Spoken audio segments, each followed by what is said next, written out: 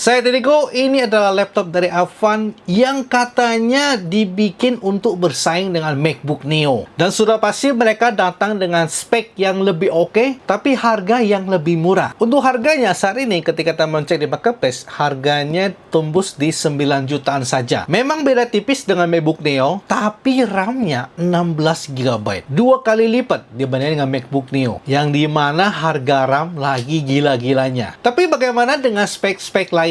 Apakah laptop Avan AI Gen Ultra T ini bisa bersaing dengan MacBook Neo? So, buat teman-teman yang penasaran, pantengin video ini sampai habis. Jangan lupa subscribe. Kita unboxing dulu. Ketika kita membuka, untuk isi paketnya kayak gini ya. Untuk boxnya Avan AI Gen Ultra T, garansinya 2 tahun. Kita akan langsung buka segelnya atas bawah. Oh iya, ada tulisan ya, Infinity Display with Touch. Jadi support license tuh layarnya. Begitu dibuka langsung ketemu laptopnya. Gue keluarin dulu. Di bawah ada kitab-kitab, buku petunjuk, kartu garansi, ada voucher 3 bulan untuk pakai AI saveable-nya. Lalu ada charger ya, dia model adaptor begini. Kita akan langsung lihat laptopnya ya. Oke, dia warna gelap ini, biru tua. Ada tulisan Avan di depan. Di bagian belakangnya ada kisi-kisi pembuangan panas. Kita langsung lihat portnya ya. Jadi sisi kanan ada 2 buah USB Type A Super Speed, lubang headset, lubang micro SD. Sisi kiri ada Kensington lock, lubang adaptor, USB Type C ya, ini full function, colokan HDMI, dan USB Type E lagi. Kita akan coba buka laptopnya ya.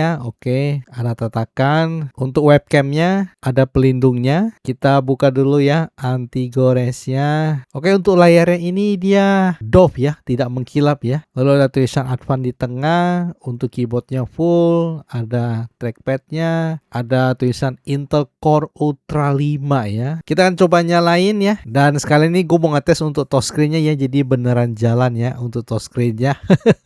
Sekarang kita cek spek detailnya dulu. Avan AI Gen Ultra T ini datang dengan CPU Intel Core Ultra 5 115U dengan max TDP-nya di 15 watt. Untuk RAM-nya sudah 16 GB dan pakai DDR5 ya. Untuk storage-nya di 256 GB dan sudah pasti sudah pakai M2. Dan kerennya mereka masih kasih slot ekstra lagi. Jadi kalau teman pengen nambah storage bisa. Cuman untuk RAM-nya nggak bisa. Dan gue sudah tes benchmark. Kita pakai Geekbench 6. Single di 1800-an. Multicore di 4800-an. GPU OpenCL di 11.000-an. GPU Vulkan di 8100-an. Dan juga gue udah tes ya Cinebench. Untuk CPU yang single thread 279. CPU single core-nya di 506 poin. CPU multiple thread-nya di 900 poin. Secara performa ini dalam kategori udah lumayan mumpuni banget. Kalau pemakaian daily sudah pasti libas lah. Tidak bakal ada keluhan sama sekali. Kalian mau browsing, mau buka tab, buka aplikasi, gua ganti. Selama gua tes itu lancar guys. Ya karena efek RAM 16 GB-nya dengan CPU-nya yang udah lumayan kenceng. Dan gua juga tes buat main game. Jadi gua tes main game Sifu dengan settingan rata kiri. Resolusinya itu di Full HD.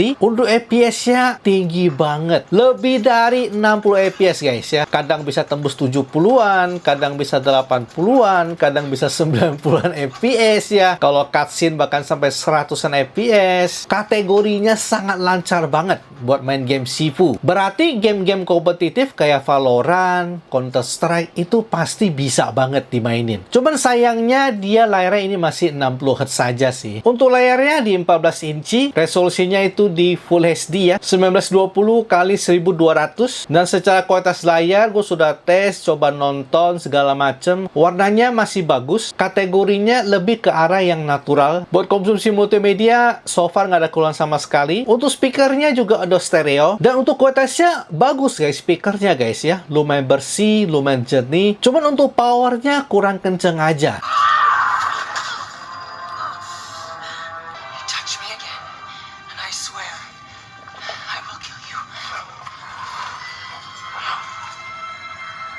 Dan teman-teman harus tahu ya bahwa laptop ini layarnya sudah touchscreen.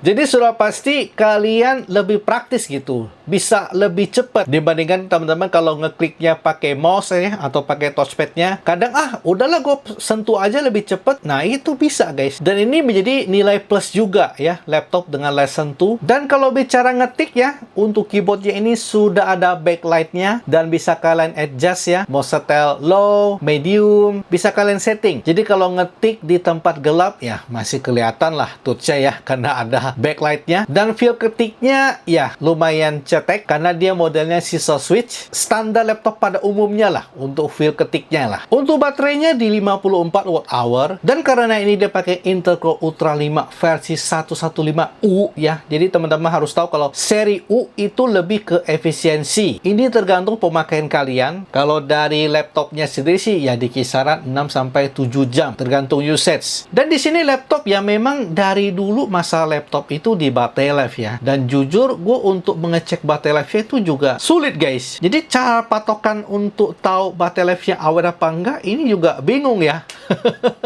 Karena dia untuk tampil baterai usage-nya nggak bisa nampilin dari ngecas sampai low gitu. Apa ada caranya? Selama gue pakai ya tidak terlalu cepat ngedrain sih jatuhnya. Makanya baterai life laptop itu benar-benar sangat susah diukur sih.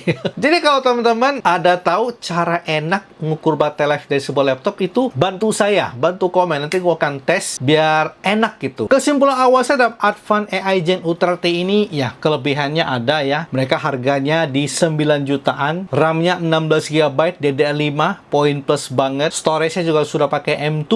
Layar juga sudah bisa touchscreen. Garansinya 2 tahun loh sekarang guys. Jadi makainya pasti lebih tenang. Dan kalau bicara chipset, ya chipsetnya lumayan. Mungkin kalau dibandingkan MacBook Neo ya tidak sekenceng MacBook Neo ya. Dan gue yakin pasti kalau kalian disuruh milih ya pasti bakalan pilih MacBook Neo. Tapi kan tidak semua orang pakainya Mac. Kalau kalian tim Windows ya ini opsi yang cukup menarik saat ini. By segitu saja ya untuk unboxing Advan AI Gen Ultra T ini. Dan terima kasih buat teman-teman yang sudah nonton. Kita akan ketemu lagi di video selanjutnya. Salam Windows.